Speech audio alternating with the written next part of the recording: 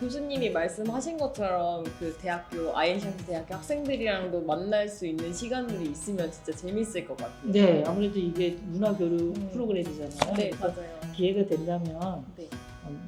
아인슈타인 대학교 학생들이 같이 이렇게 만나면 만날 수 있는 그런 장소라든지 그런 시간이라든지 그런 게 되면 어떨까 생각을 봅니다.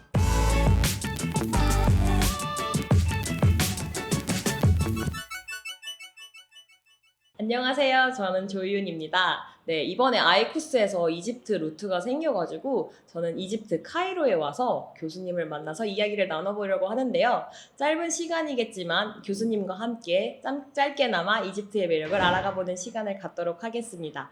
일단 교수님 인사드리겠습니다. 안녕하세요. 네, 안녕하세요. 네, 네. 방금 소개받은 이집트 아인샴스 대학교에서 한국어를 가르치는 오세종이라고 하고요. 네. 저는 이집트에 온 거는 1999년. 벌써 25년이 됐네요. 네, 아무튼 여러분들 만나뵙게 돼서 반갑고요. 선생님 만나뵙게 돼서 반갑습니다. 네, 안녕하세요. 안녕하세요. 감사합니다. 네, 그래서 저희가 이번에 짧게나마 이집트의 매력을 알 수 있는 시간을 가지려고 하는데, 그래서 제가 질문 몇 개를 준비해왔거든요. 그래서 질문을 한번 드려보도록 하겠습니다. 교수님이 생각하시기에 이집트 문화의 가장 중요한 특징이 있다면 뭘까요? 가장 중요한 특징이요. 제가 볼 때는 특징이 없는 게 특징인 것 같아요. 정말요? 네.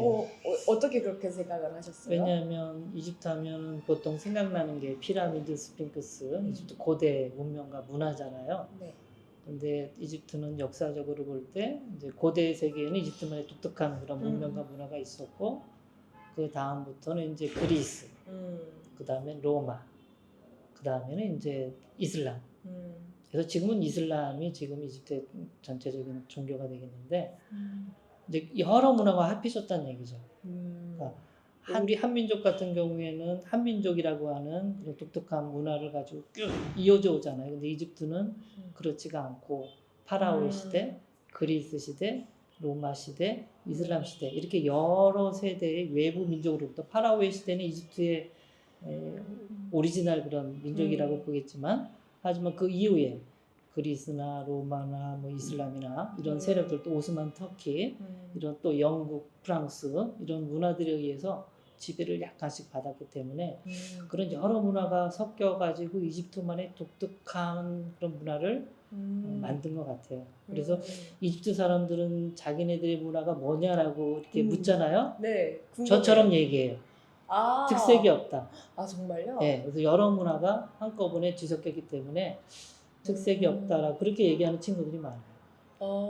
오히려 그런 피라미드보다도 피라미드도 있지만 그렇죠. 이슬람의 그런 것들이 더 많이 나올 거라고 생각했는데 그렇죠. 오히려 본인들도 그렇게 네. 인식을 하고 있군요. 네, 물론 피라미드도 특색이 있고 지금 현재는 이슬람 시대이기 때문에 이슬람에도 특색이 있긴 하지만 이집트는 다른 이슬람 국가에 비해서 좀 독특한 이집트만의 그런 특색이 있어요. 되게 신선한 답변이었던 것 같아요. 딱 하나로 꼬집기 어려운 그런 네, 이집트 네. 문화권인 것 같습니다. 다음 질문과 조금 연결이 되어 있었던 것 같은데, 고대 이집트 문화와 현대 이집트 문화 사이에는 좀 어떤 주요한 연속성이나 변화가 있냐라는 질문을 준비했는데 약간 거의 답변이 된 것 같아요. 어떻게 생각하세요? 네, 당연히 연속성이 없다고 생각하시죠? 네. 있죠.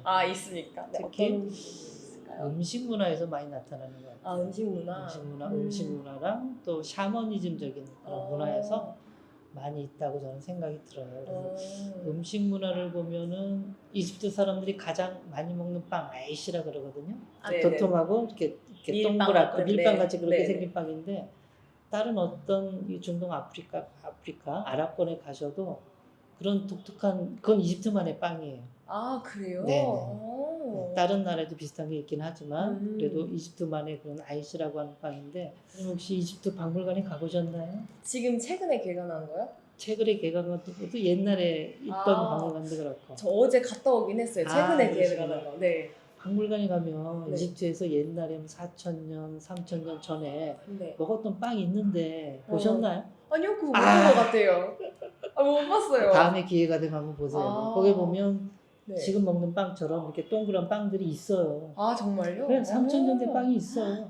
아, 못 본 것 같아요. 네, 그런 것들은 무덤에서 네. 발견된 것들이죠. 아. 이제 무덤에 그런 것들이 왜 있냐면 이제 무덤에 있는 죽은 사람이 네, 무덤에서 아, 네네네. 먹을 수 있도록. 맞아요. 그렇죠. 음식이랑 그렇죠. 그런 음식이랑 것들 다 어떤, 준비해 놨다고. 생활- 근데 뭐 바구니 이런 것들 많이 그렇죠. 봤는데 바구니도 그 봤죠. 빵- 바구니 안에 빵이 있다니까. 아 그래요? 제가 꼼꼼히 못 봤나 봐요. 아. 그리고 새로 생긴 그 그랜드 박물관에 가면 네. 도시락도 있어요. 도시락통. 저 왜 이렇게 대충 같죠? 새로 생긴 박물관이.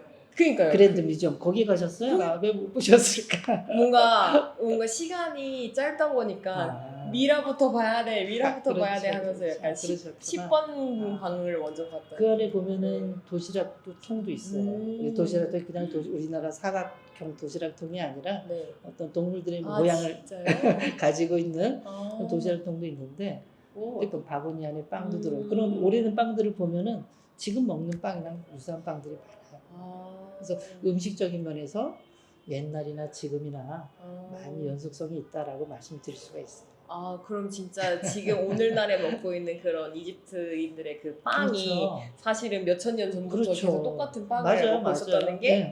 그런 네네. 도시락통에서 나온 거예요. 아, 역시. 근데 이 이집트 단순히 몇백 년 전이 아니라 몇천 년 전인 게 3,000년, 신기한 것 4,000년, 같아요. 5,000년이라고 그래요. 아. 근데 제가 아까 샤머니즘이라고 네. 말씀드렸잖아요. 이집트 미라들이 도구를 많이 당했잖아요. 맞아요. 그 이유를 아십니까? 네. 미라의 한정에서. 미라를 왜 다 헤쳐놨을까요? 미라의 그 세마포 있죠? 이거를 네네네. 붕대라 그러죠? 네네. 그걸 감아놓잖아요. 네네. 근데 그 감아놓으면서 그냥 감아놓는 게 아니에요. 그럼 그 안에 중간중간에 부적을 넣어요. 아 정말요? 아. 앙크라고 아시죠? 네네. 생명의 십자가. 네. 그것도 옛날에는 부적이었어요. 영원히 살 거라고 하는. 그래서 이집트 상형문자 있잖아요. 네. 상형문자에 많은 그런 모양과 모습들이 부적이에요. 사실은 앙크는 생명을 상징하잖아요. 그래서 정말 많이 있더라고요. 많죠. 앙크가. 생명이니까. 생명. 우리 인간들이 살면서 가장 중요한 게 뭡니까? 당연히 생명이죠. 생명이죠. 당연히 이제 부활도 생명이잖아요. 네. 그래서 그런 것들을 영원하기 위해서 그 아마포라 그래야 되나? 네. 이런 걸 미라를 이렇게 감잖아요. 네. 감으면서 그런 부적들을 군데군데 넣어요. 근데 그걸 그냥 돌로 하는 게 아니라 귀금속류, 금이라든지 보석류 그런 것들을 넣기 때문에 그게 부적이거든요. 한마디로. 근데 그 도굴꾼들이 그거를 가져가기 위해서 미라를 훼손한다는 얘기죠. 아. 근데 신을 무서워했던 사람들인데도 그거를 그만큼 또 아니면 돈 앞에 보이는 게 뭐가 있습니까? 아. 네. 예나 지금이나. 그럼 얘는 지금 돈이 최고죠. 돈 없으면 아무것도 못해요. 아니 그래서 그 박물관 가서 조금 신기했던 게 한 어떤 미라가 한 번도 풀리지 않은 붕대라는 그거를 굳이 언급해 놔 있어서 저는 네. 이게 왜 붕대가 풀리지 않았다라는 게 좀 중요한 사실인가? 아마 약간 제 이 생각 생각을 그게 풀리지 않았던 것은 그나마 하층민의 아. 미라일 가능성이 많죠. 아. 좀 귀족이라든지 왕족이라든지 좀 잘 사는 그런 사람들 미라일 분명히 그 부적이라고 생각되어지는 그런 것들이 그 군데군데 있어요. 근데 아마 못 사는 사람들의 그런 미라에는 그런 것들이 적었을 것 같고 또 이제 이집트 정부에서 모든 미라들을 다 이렇게 헤쳐놓지는 않아요. 그래서 도굴이 안 당한 그런 고위층의 미라일지라도 대표적으로 말씀드리면 아메노피스 1세 혹시 아십니까? 18왕조. 네. 18왕조 지금 3,500년, 400년 전에 이집트의 왕이거든요. 네. 18왕조는 이집트에서 막 가장 힘이 센, 가장 문화가 번성했던 그런 시기라고 말씀드릴 수 있는데 그 시기에 18왕조의 왕이었던 아메노피스 1세의 미라는 훼손을 안 시켜줬어요. 다른 미라들 보면은 손이 나와 있든지 머리가 나와 있든지 네네. 발이 나와 있든지 이렇게 세마포를 풀어가지고 풀어헤친 흔적이 있거든요. 아, 네네네. 머리가 나와 있는 네. 미라들도 있고요. 근데 그 미라는 아메노피스 1세 미라는 이집트 정부 차원에서 보존을 위해서 우리 인류를 위한 거죠. 우리 인류에게 미라가 이제 조금도 훼손이 안 된 그런 온전한 그렇죠. 미라. 온전한 그런 미라를 항구는 있어야 그렇죠. 한다. 하나는 있어요. 그래서 그걸 그대로 보존하고 있습니다. 네. 아, 그렇구나. 재밌네요. 역사에 대해서 좀 말씀을 간단하게 드릴게요. 네.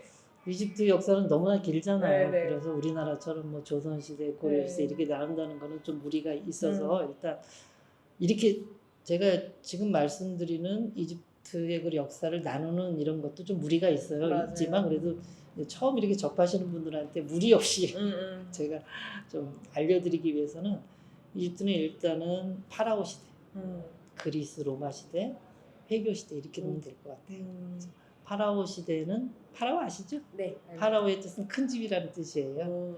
옛날 이제 큰 집안에 왕이 큰 집에 살잖아요. 궁궐 네. 같은. 그래서 큰 집에 사는 사람이구나. 그래서 큰 집, 파라오 그런 의미가 이렇게 연결이 된 거고요. 이제 파라오 시대에는 이제 약 3,000년 정도가 돼요. 그 기간이. 그래서 이거를 이제 숫자로 1왕조부터 30왕조 또는 31왕조가 숫자로 이렇게 나눠놨어요. 근데 숫자로 나눠놓은 걸 다시 크게 고왕조, 중왕조, 신왕조 이렇게 나눈 것도 무리가 있어요. 중간중간에 연결되는 그런 왕조들 네. 이런 거는 이제 처음 접하시는 분들한테는 맞아요. 어려울 것 같아서 맞아요. 간단하게 그냥 맞아요. 파라오 시대가 3,000년 정도 되는데 이게 음. 고왕조, 중왕조, 신왕조 이렇게 나눈다 그렇게 말씀을 드리겠고 18왕조는 신왕조에 속해요. 시기로 따지면 지금으로부터 3,500년, 600년 전부터 3,300년 정도까지 그래서 3,400년 정도의 그런 기간이 바로 18왕조인데 18왕조 때 아마 이집트에서 문화적으로 가장 번영했던 그런 시기라고 제 개인적으로는 그렇게 생각하고 있습니다. 그 시절이 좀 궁금하긴 한 것 같아요. 네. 얼만큼 번영했길래 이렇게 제일 그러시려면 룩소르로 가셔야죠. 룩소르 다음에 한번 도전해 보도록 하겠습니다. 룩소르의 의미는 성이라는 뜻이에요. 그만큼 성 같은 건물들이 많기 때문에 신전이 많죠. 신전이 많아서 룩소르에 있는 거의 뭐 90% 이상은 바로 18왕조 때 또는 19왕조 때, 19왕조도 마찬가지입니다. 18왕조, 19왕조 때 만들어진 그런 건축물들이라고 보시면 됩니다. 다음에 기회가 되면 꼭 오셔야 돼요. 네, 가겠습니다. 한번 가보도록 하겠습니다. 네. 이번에는 짧아서 카이로밖에 보고 가지 못하는 게 너무 아쉬웠기 네. 때문에 다음에 한번 보도록 할게요. 그러면은 다음 질문 한번 해볼게요. 고대 이집트 문명에서 문화에 가장 큰 영향을 미친 요소가 있다면 뭘까요? 아무래도 종교죠. 이제 이집트 고대 파라오 하면은 자기 자신을 신으로 여겼잖아요. 그래서 자기 자신 죽은 다음에 신으로 부활할 것으로 생각하고 자기 자신 미라로 만드는 거죠. 그래서 대표적으로 이제 자기 자신이 신과 동급으로 살아있을 때에도 그렇게 한 왕이 있어요. 람세스 2세. 아유 잘하시네요. 제가 조금 약간 인터뷰를 한다고 조금 이집트에 대해서 공부를 하고 왔습니다. 네. 그리고요 사실 이집트에서 어떤 왕의 이름을 묻잖아요. 람세스 2세라 그러면 거의 뭐 거의 정답이에요. 정답입니다. 여러분 기억하세요. 누군가 가장 좋아하는 파라오 누구야? 누가 제일 위대한 파라오라고 생각하면 답은 어떻게 해야 된다고요? 람세스 2세입니다. 2세입니다. 네, 맞아요. 제 개인적으로는 50% 정도는 아마 정답일 것 같은데 람세스 2세는 자기가 살아있는 상태에서도 자기를 신으로 표현한 그런 유일한 파라오가 되겠습니다. 네. 혹시 아스완의 아부신벨 못 가봤지만 제가 많이 들어보셨죠? 네. 제가 사실 이집트가 되게 궁금했던 이유 중에 하나가 아부신벨 사진을 봤었을 때였거든요. 이렇게 앉아있는 좌상의 네, 4명. 맞아요. 근데 그 4명이 전체가 다 람세스 2세라는 거를 안 지는 얼마 되지 않았고요. 아이고 그러세요.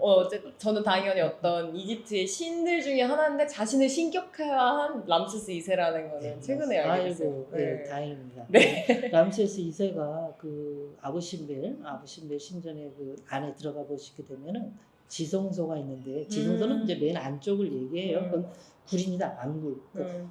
벽돌이 있는데 그 안반이 있는데 그걸 팠어요. 네. 파서 굴을 만든 게 바로 아부신벨 신전입니다. 그래서 제일 안쪽에 들어가게 되면은 그 지성소가 있는데 거기에 4명의 신이 이렇게 있어요. 그래서 제일 왼쪽, 이제 바라볼 때 제일 왼쪽에는 푸타신이 있어요. 그 다음 신이 아몬신. 아몬신이 룩소르의 지방의 주신입니다. 그래서 18왕조 때에는 아몬신이 이집트의 최고의 신이 되죠. 왜냐하면 룩소르가 수도였으니까요. 그래서 아몬신이 있고 그 다음에 이제 람세스가 앉아 있습니다. 그리고 이제 제일 오른쪽에 말씀하신 라후라크티라고 태양신 라와 호롯을 합친 태양신이라고 보시면 돼요. 그래서 네. 태양신 맨 오른쪽에 있는데 이게 이제 이게 옮긴 거잖아요, 사실.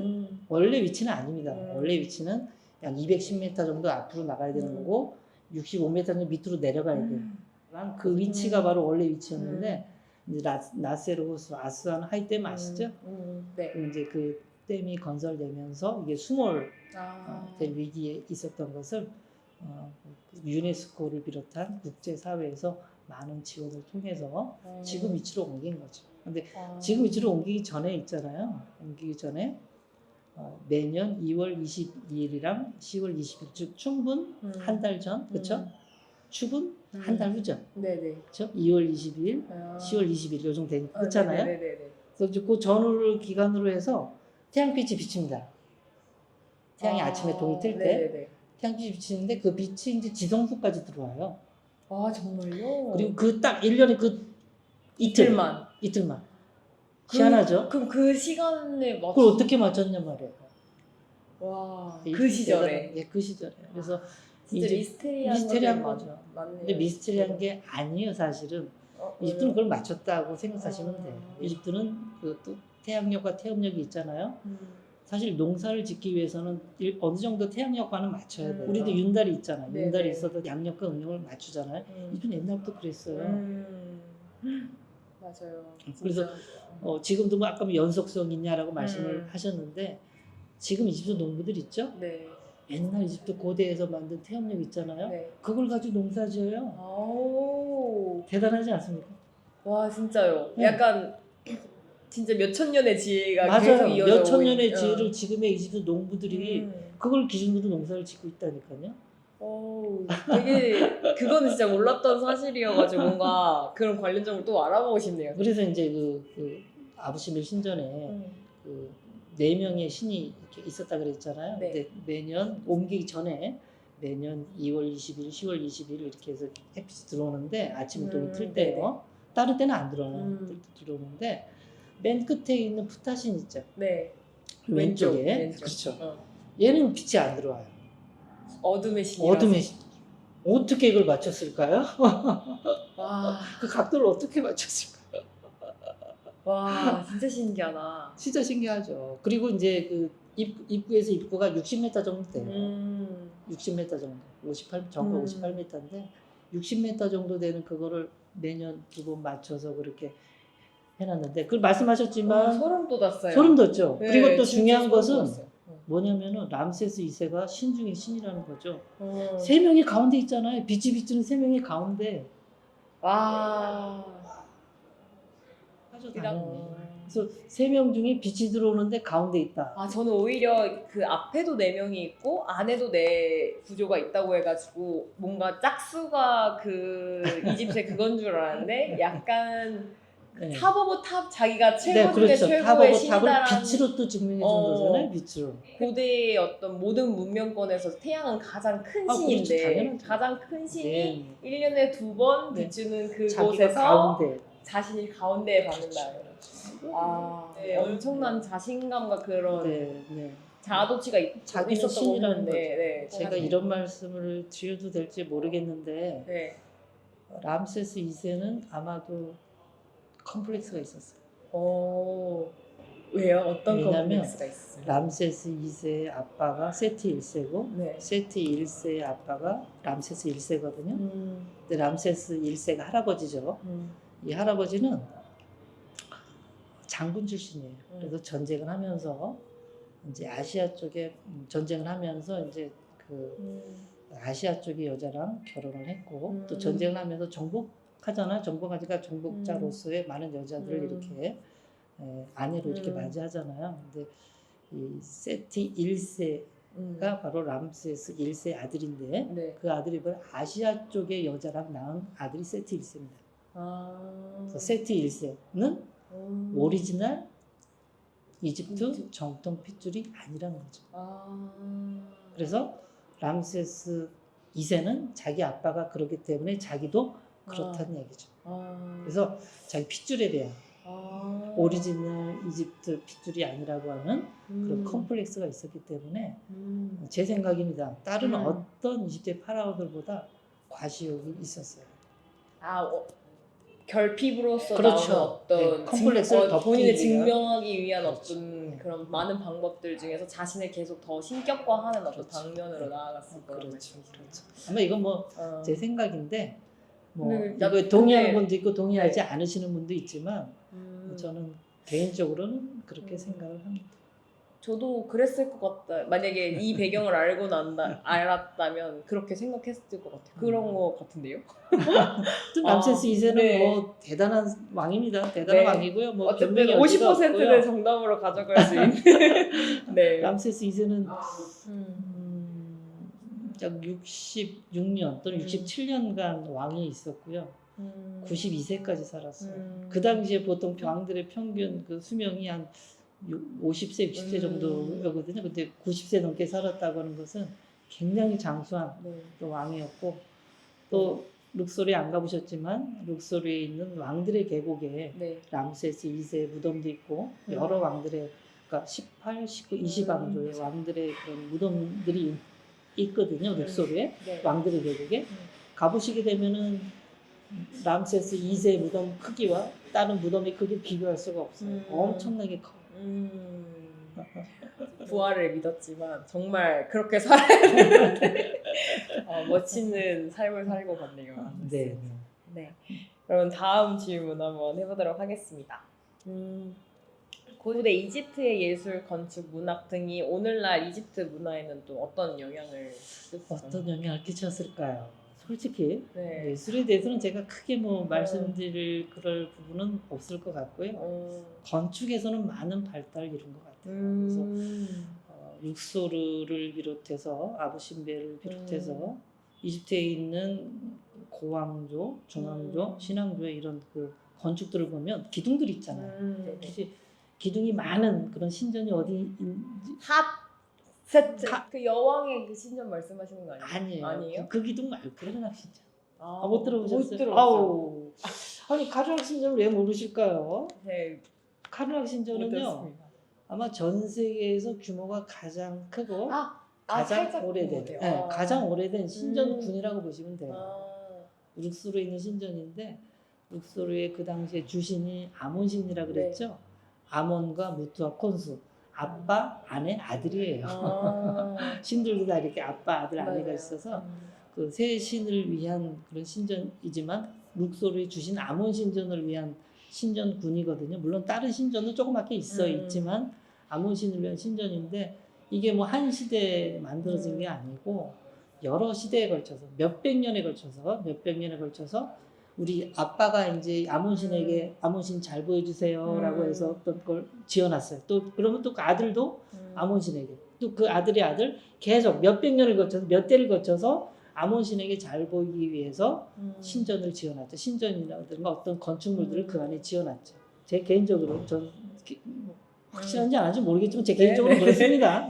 전 세계에서 가장 오래되고 가장 큰 신전군 바로 룩소르에 있는 카르낙 신전터가 되겠습니다. 그래서 이 카르낙 신전에 가시게 되면은 가장 저희들이 봐야 될 것은 기둥실입니다. 기둥인데 이집트 신전의 형태는 이래요. 열린 광장, 오픈 광장이 있고요. 그다음에 기둥실이 있고요. 그다음에 이제 지성소에 재단이 있겠죠. 그래서 이 세 개의 구조로 되어 있는데 그 기둥실이 있는데 기둥이 134개나 있습니다. 네네네. 그리고 엄청 높아요. 엄청 높고 그래서 그 기둥실에 들어가시게 되면 안 놀랄 사람이 없어요. 정말 어떻게 그 옛날에 그거는 그 기둥실은 누가 지었다? 방금 들었는데. 아니요, 방금 했잖아요. 기둥실은 누가 만들었다? 50% 있잖아. 50%. 람세스 2세요. 람세스 2세. 람세스 2세요. 네. 왜 그러십니까? 네네. 람세스 2세가 지었습니다. 확실합니다. 맞아요. 람세스 2세가 그 어. 기둥실 134개 기둥이라는 많은 기둥실을 이렇게 만들어 한번 나중에 기회가 되시면 네. 한번 가보시고요. 네. 이집트 기둥 하면은 두 가지 종류가 있어요. 하나는 파피루스 기둥이 있고요. 하나는 야자수 기둥이 있어요. 파피루스 기둥도 두 가지. 파피루스 꽃이 열린 기둥, 꽃이 닫힌 기둥. 네, 그 맨 위에 보면 위에. 꽃이 이렇게 딱 피는 기둥이 있고요. 이제 음. 파피루스가 꽃이 아직 열리지 않은 그런 기둥이 있고요. 또 야자수 아시죠? 네. 이집트 야자수 하면 그 밑에 그 이파리들이 이렇게 해서 네, 있잖아요. 네, 네, 그래서 기둥이 있고 끝이 이제 저런 이파리 야자수 이파리 모양으로 이렇게 장식이 되어 있는 그런 기둥 이렇게 두 가지가 있는데요. 이 이집트 현대 건축물들 있잖아요. 네. 저희 학교도 마찬가지예요. 만약에 저희 학교에 오실 기회가 있다면 교회 정문이 기둥으로 장식되어 있어요. 파피루스 기둥. 옛날 고대. 그래서 이집트 건축적인 그런 면에 있어서 파피루스 또는 야자수 이런 기둥들이 건축적인 형식으로 많이 나타나 있습니다. 되게 재밌네요. 진짜 이거를 알고 봐야 되는데. 그럼요. 네. 그리고 또 이제 그 피라미드 아시잖아요. 네. 맞아요. 피라미드. 우리 친구들은 피라미드를 가장 많이 가게 될 테니까 피라미드 얘기도 좀 부탁드립니다. 혹시 이제 안와르 사다트 대통령 아시나요? 안와르 사다트 대통령이 있는데 이 대통령의 묘를 네네네.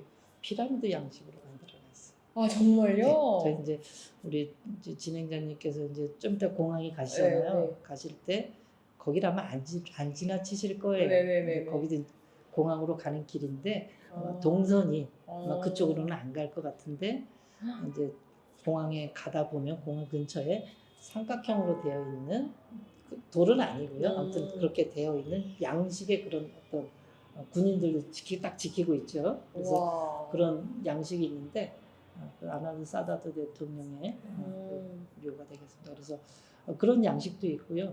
그러면은 제가 이집트 공부하면서 찾아봤을 때 12왕조 이후로는 사실 피라미드처럼 쌓아서 올리는 무덤식은 없고 다 왕가의 계곡 도굴군을 피하기 위해 들어갔다 했는데 그러면 그 대통령이 정말 몇천 년 만에 다시 올라온 피라미드라고 볼 수도 있겠네요. 양식적으로는. 그래서 그런 그 무덤을 그러니까 현대 대통령이죠. 현대 대통령의 무덤을 이제 그분은 1981년도에 저격으로 돌아가셨어요. 안와르 사다트 대통령이. 그래서 자기가 죽었던 그 운동장이었는데 그 운동장을 묘로 만들었어요. 피라미드 형식으로. 그렇구나.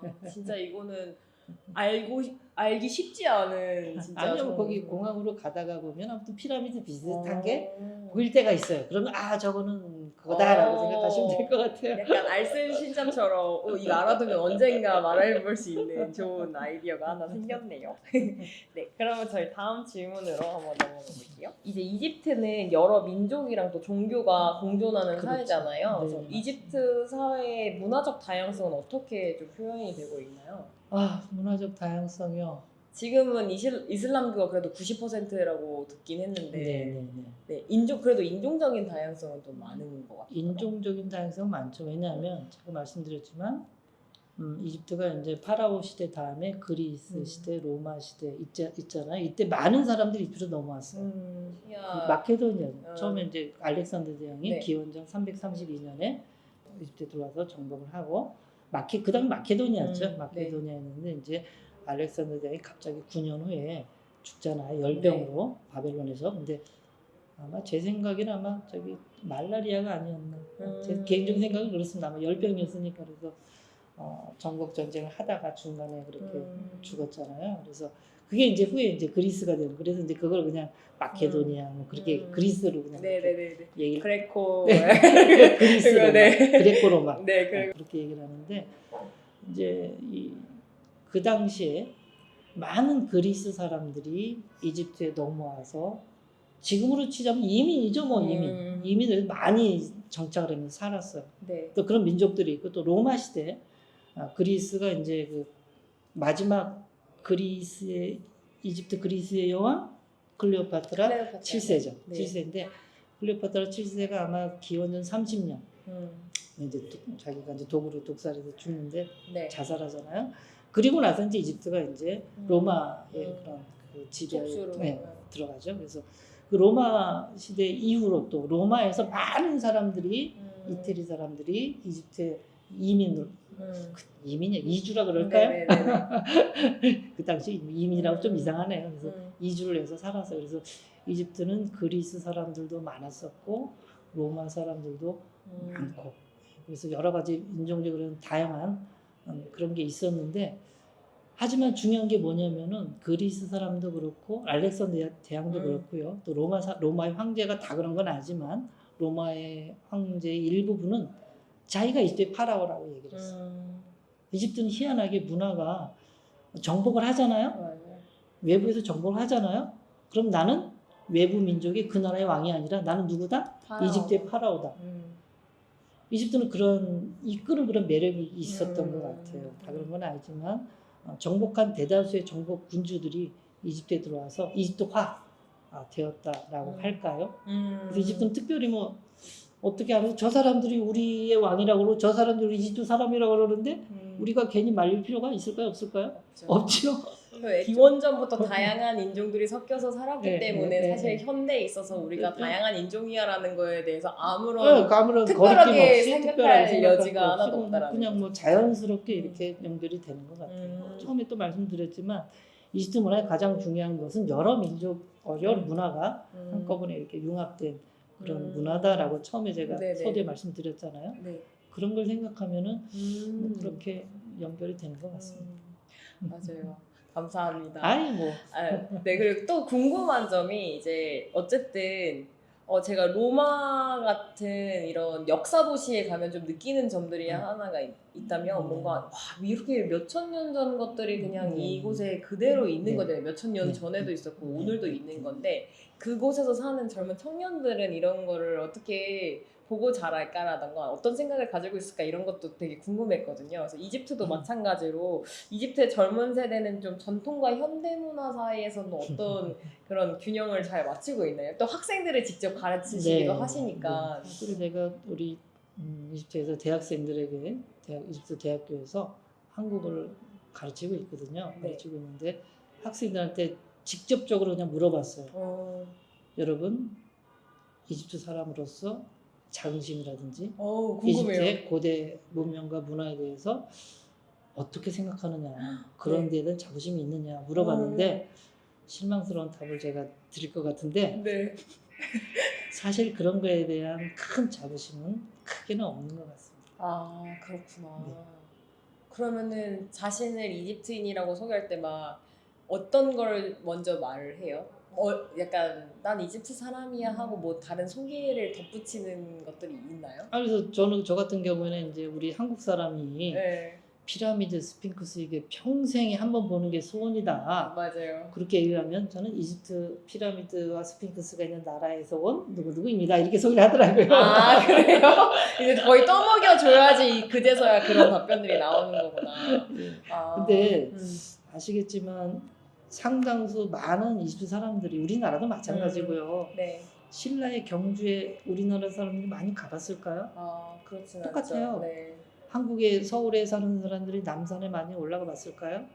맞아요. 아니죠. 네, 여기도 마찬가지예요. 여기도 이제 피라미드, 스핑크스는 우리 여기 카이로에 있잖아요. 네네. 다녀오셨죠? 네네. 네, 카이로에 살지만 피라미드, 스핑크스에 안 가본 학생들도 굉장히 많아요. 이렇게 가까워도요? 그렇죠. 우리나라 남산 똑같아요. 아. 남산 올라가서 그 케이블카 그쵸. 탔냐 안 탔냐 물어보면 안 탄 사람들이 대부분일걸요. 맞아요. 똑같아요. 맞아요. 그래서 저도 상당히 의외였어요. 그래서 카이로에 살면은 피라미드는 볼 법한데. 그러니까 그런데 직접적으로 물어봤더니 안 안 갔다 온 그런 학생들도 많고요. 또 그런 이집트 고대 파라오의 찬란했던 문명과 문화에 대해서 큰 자부심을 이렇게 느끼는 그런 친구들이 있기는 있지만 제 기준에 제 생각에 아니 우리나라에서 이런 피라미드, 스핑크스 고대 찬란했던 문명과 문화가 우리나라에 있었다라고 한번 생각해 얼마나 그렇죠. 약간, 여기 뭐가 들어가겠죠. 피라미드 뭐 한 5천 년 전에 있었는데 약간 이렇게 뭐 말을 할 것 같은데. 뭐가 들어가겠죠. 생각했는데 이집트는 좀 저도 그런 걸 기대를 하고 물어봤거든요. 네. 근데 그런 대답이 안 나와서 좀 실망스럽긴 했지만 그게 요즘에 젊은이들이구나라고 생각을 했어요. 아쉽지만 또 어쩔 수 없죠. 너무 또 자긍심을 갖기에 또 먼 옛날처럼 느껴질 수도 있을 것 같고 또 그 사이에 너무 많은 문화적 변곡점이 있었기 때문에 또 그랬을 수도 있을 것 같아요. 그러면은 이집트를 방문하는 이제 참가자들, 여행객들이 경험할 수 있는 가장 큰 문화적 하이라이트요? 제가 뭐 말씀 안 드려도 아까 다 드렸던 것 같은데요. 네네. 일단은 지역적으로 본다면은 카이로 음. 기자 지역에 피라미드와 스핑크스가 있고요. 또 이제 작년 10월 말이죠. 10월 말에 새로 오픈한 그랜드 박물관 다녀오셨다 네네. 그랬죠. 그랜드 박물관에 꼭 다녀오셔야 될 것 같고요. 카이로에서는 그 두 군데가 가장 중요한 장소라고 보시면 될 것 같고, 이제 룩소르 아까 말씀드렸던 18, 19, 20왕 룩소르의 여러 신전들, 또 룩소르의 어떤 저기 왕들의 계곡, 18, 19, 20왕조의 무덤이 거의 다 있는 지역입니다. 또 아부신베, 또 그 람세스 2세의 그 좌상 4개 큰 게 20m거든요. 4개가 쫙 서 있는 앉아 있는 그런 장면들, 또 시나이 반도, 시나이 반도. 시나이- 거기도 이집트. 영토죠. 영토구나. 시나이 반도 왜 중요한지 아시죠? 거기 이스라엘 민족이 출애굽을 하면서 네네네. 모세가 40년 하나님으로부터 네. 십계명을 받은 십계명 2돌판 받았잖아. 혹시 네네. 십계영화 보셨어요? 스피 영화는 안 아니 나중에 가서 보세요. 네네. 십계영화 그 모세가 십계명 받는 그 2돌판이요. 네. 시나이 반도도 직접 가서 찍은 거예요. 그래서 알겠습니다. 그 영화를 딱 보시고 나서 시나이 반도에 가시게 되면 아이고 영화에서 봤던데 하고 훨씬 더 반가워요. 기독교, 유대교, 이슬람적으로 굉장히 중요한 그런 모세가 십계명 2돌판 하나님부터 직접 받았던 그런 성경적인 성스러운 그런 딸이기 때문에 시나이 반도도 굉장히 중요하죠. 그리고 또 유물적으로 본다면 투탕카문 아시죠? 네. 투탕카문은 투투 앙크 아문이에요. 투투는 지의 신이라고 하는 이름이고 앙크는 생명, 네. 아문은 아문신, 룩소르의 주신. 그래서 투탕카문 이렇게 하는데 투투 앙크, 앙크 아문. 아문. 네, 이렇게 해서 지혜와 생명과 아문신의 이름을 딴 게 바로 투투 앙크 아문. 이집트의 그 룩소르에 가시게 되면은 왕들의 계곡이 있는데 거기에 약 62기 정도의 무덤이 발견이 됐어요. 전부 다 암굴식 이런 굴 형식으로 되어 있는데 62개가 발굴이 됐는데 그 중에서 유일하게 독을 당하지 않고 발견된 온전하게 발견된 무덤이 바로 투투앙크 아문의 무덤입니다. 투탕카문 이 무덤이 왜 발굴이 됐느냐, 왜 도굴이 안 됐느냐 네네. 어제 봤는데 네. 그게 너무 어렸고 영향력이 없었던 왕이기 때문에 오히려 맞아. 도굴꾼이 흥미를 갖지 않았다라고. 흥미를 갖지 않은 게 아니라 아예 몰랐던 거죠. 존재를. 기록에도 존재 자체도 기록에도 없었던 거예요. 그래서 아이러니하게도 정말 보잘것없는 그런 왕이 엄청나게 유명하게 된 거죠. 그래서 투투앙크 아문의 황금 마스크 아시죠? 네네. 그 미라에 네네. 딱 씌워져 있던 황금 마스크, 황금관. 이게 바로 지금은 그랜드 박물관에는 없습니다. 네, 없었어요. 없죠. 지금은 저기 카이로 옛날 그 이전에 카이로 국립 고고학 박물관에 지금 전시가 되어 있는데 옮길 거예요. 옮길 건데 그 투탕카문 왕이 진짜 그 아무런 영향력도 없고 아무런 보잘것없는 그런 왕이었기 때문에 도굴꾼들의 눈을 피해서 이제 지금 이렇게 발굴이 됐는데 그 발굴에 관한 이야기는 뭐 제가 밤새도록 얘기를 해도 네네. 재밌는 얘기가 많아요. 네네. 많은데 뭐 나중에 기회가 된다면 네. 말씀을 해드릴 기회가 있으면 좋겠고요. 네. 아무튼 그 투탕카문 왕의 그 무덤은 굉장히 작아요. 작고 이런 말이 있어요. 투탕카문 왕의 그 무덤이 차를 넣는 차고라면 세티 1세가 있거든요. 람세스 2세 네. 아빠. 걔는 저택이고 람세스 2세는 궁궐이죠. 차고에 있던 황금 마스크였네요. 그러니까 다른 왕들의 무덤은 도대체 유물이 어떨 거라는 거죠. 맞아요. 차고에 있는 유물이 그 정도니까 저택이나 궁궐에 있는 무덤은 도대체 어땠을까? 근데 죄송하게도 도굴당하고 남은 건 하나도 네, 없습니다. 맞아요. 이제 인류가 다 잃어버린 유산들이 네, 되어있죠. 좀 안타깝죠. 네. 안타까운데 근데 아무튼 투탕카문 그 조그만 그 무덤에서 발견된 유물의 개수만 해도 3,500여 점, 3,500여 점이었는데 그 중에 한 1,500여 점만 이제 옛날에 그 박물관에 전시를 해놨고요. 나머지 이제 1,700여 점은 이제 창고에 있었습니다. 근데 그 창고에 있었던 것을 지금은 이제 새로운 박물관에다 다 전시해놨어요. 이제 최종적으로 마지막으로 이제 황금관과 황금 마스크가 있는 그리고 또 몇 가지 유물들이 그쪽으로 다 옮겨지면 이제 진정한 그랜드 박물관이 되겠죠. 네. 그래서 아무튼 진정한 그랜드 박물관이 오픈하시게 되면은 아마 많은 분들이 오셔서 꼭 보셔야 될 것 같아요. 거기 하시게 되면 이제 역사 순서별로 그렇죠? 네. 고왕조, 중앙조, 신왕조 역사 순서대로 갤러리가 다 정리가 돼 있고요. 또 투탕카멘도 따로 이렇게 방을 만들어서 이렇게 전시를 해놨지만 못 보셨죠? 네. 그리고 닫혀 있는 데는 아직은 조금 많더라고요. 네, 닫혀 있는 거 많아요. 다음에 오면 네, 다시 한번 가보겠습니다. 다음에 또 오시라고. 네네. 이때 이런 속담도 있잖아요. 뭐죠? 나일 강물을 먹은 자는 반드시 다시 돌아오게 돼 있다. 아. 뭐 안 돌아오실 수가 없겠네요. 그러면 돌아올 수밖에 없겠네요. 물 그러면 많이 다시 마셨습니다. 보셔야죠. 네, 알겠습니다. 그럼 다음에 와서 그걸 보는 걸로 하고 그러시죠. 이렇게 인터뷰를 하게 되면 한 번씩 꼭 하는 프로그램이 있는데요. 네. 그 교수님에게 이집트란 5글자로 아이고. 뭘까? 5글자요? 네, 5글자. 그래서 제가 이렇게 딱 카드에 아유. 그려왔거든요. 5글자. 5글자. 네, 5글자를 한번 적어주시고 한번 읽어주세요.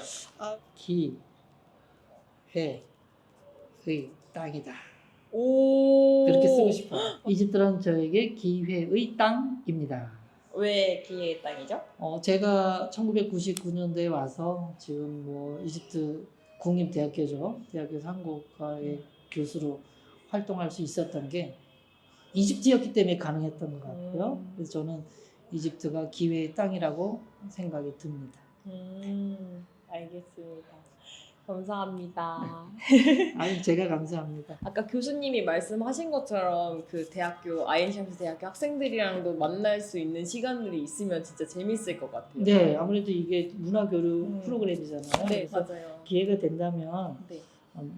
아인샴스 대학교 학생들이 음. 같이 이렇게 만날 수 있는 그런 장소라든지 그런 시간이라든지 그런 게 되면 어떨까 생각을 봅니다. 네, 감사합니다. 그런 기회가 됐으면 좋겠어요. 맞아요. 그렇게 되면 우리 한국 학생들도 좋고 이집트 학생들한테도 좋은 거거든요. 그러니까요. 서로 윈윈하는 거잖아요. 제가 이거는 또 다른 얘기이긴 하지만 갑자기 만난 친구들이 한국어? 네, 한국어도 하고요. 모든 사람이 저한테 이름을 소개시켜 주는 거예요. 여자 친구들이었는데 아이고. 이게 아무래도 요즘 K-팝이나 네, K-드라마나 그렇죠. 이런 것들이 많다 맞습니다. 보니까 처음 만난 한국 사람이 너무 신기하니까 막 엄청 호의적으로 다가와서 하더라고요. 네. 그래서 뭔가 이집트 여행에서 사실 길가에서 엄청난 호객행위에 조금 지쳐 있었었는데 네, 그 지침을 좀 만회시키는 어떤 따뜻한 관심 아이고, 이런 게 있더라고요. 네. 그래서 아마 친구들도 그냥 여행만 하시면은 조금 와 너무 정신이 없다라고 느낄 수 있는데 또 그 네. 또래 친구들을 만나면 네, 되게 그렇죠, 좋은 문화교류 시간이 네. 될 수 있을 것 같아요. 우리 저희 대학교 한국어를 배우는 학생들은 다 똑똑하고요. 아, 대부분 여학생들이 많아요. 여학생들이 90% 이상 여학생들이고 그렇구나. 또 한국어를 사랑하기 때문에 한국어를 선택을 했고 그렇기 때문에 한국에 대한 관심이 많고 또 한국어도 잘해요. 그래서 만나보시게 되면은 굉장히 좋아하실 것 같습니다. 아, 정말 그런 시간들이 있으면 너무 좋을 것 같아요. 네. 저희도 진짜 한번 그렇게 시간을 내서 프로그램들을 만들어 볼 수 있는지 최선을 다해서 알아보도록 하겠습니다. 교수님 오늘 거의 1시간 동안 인터뷰를 하시셨는데 너무너무 긴 시간 아닙니다. 동안 감사합니다. 고생 너무 네, 많으셨습니다. 감사합니다. 네. 그러면 교수님 저희 마지막으로 카메라 보고 안녕하고 끝낼까요? 네. 하나, 둘, 셋. 감사합니다. 감사합니다.